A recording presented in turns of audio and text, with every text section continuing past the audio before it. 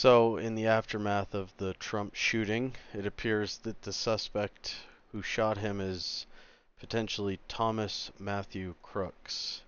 I'm not going to bother to show the photos because there's a bunch of confusion as to whether that's the right person right now. Someone put up a video, they had the same name, and they're like, I'm still alive, you got the wrong guy. Anyway, the focal point of this and the controversy that's being reported on the mainstream media has focused about the fact that he got up from being shot in the head and said, fight, fight, fight. He made the security detail wait so that he could put his fist up and say, fight, fight, fight, to show, you know, when I first watched it, it stuck out to me and I wasn't quite sure how to feel about it. But at the same time, that I was like, well, more fighting isn't really what I want right now.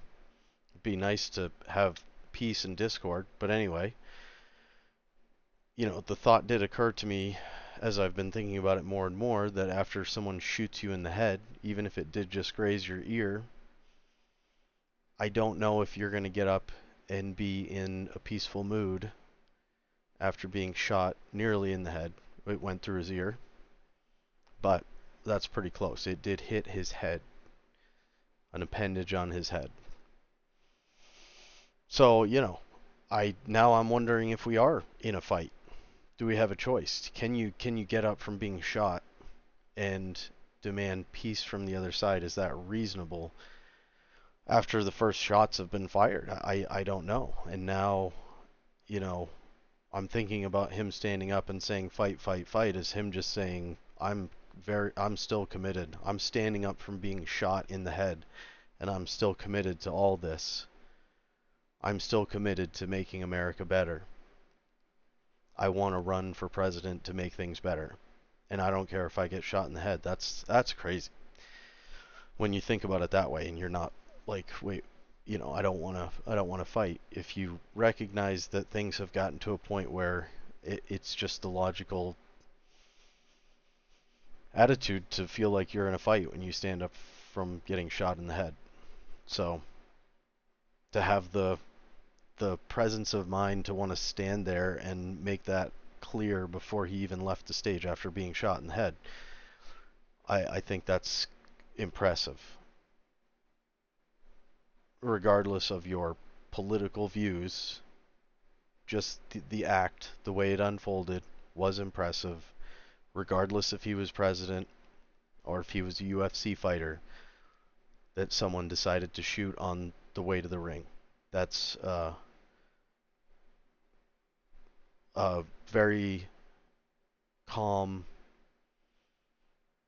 way to react to a traumatic event, and I believe that the only way that you have a reaction like that is if you have thought this through to the point where you've accepted that running for president may cause your death, and so the moment isn't that traumatic for you when you've already accepted that you may be shot at, you may be killed, and you still want to do it.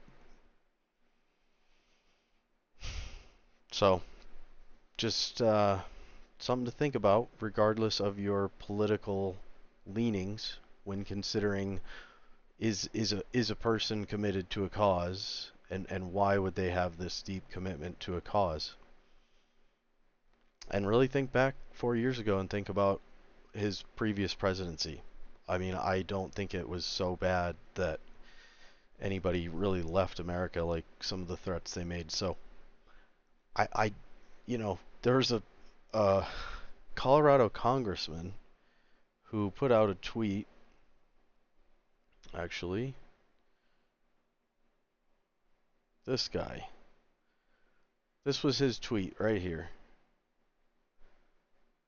after the shooting, after the Trump shooting. So he's since deleted his Twitter X account, and I'm sure he's getting a lot of phone calls because I reposted this, so I got his phone number from another post and decided I wanted to share the information that he tried to delete by removing his account about his feelings after the shooting. So, anyway, I'll see you sometime.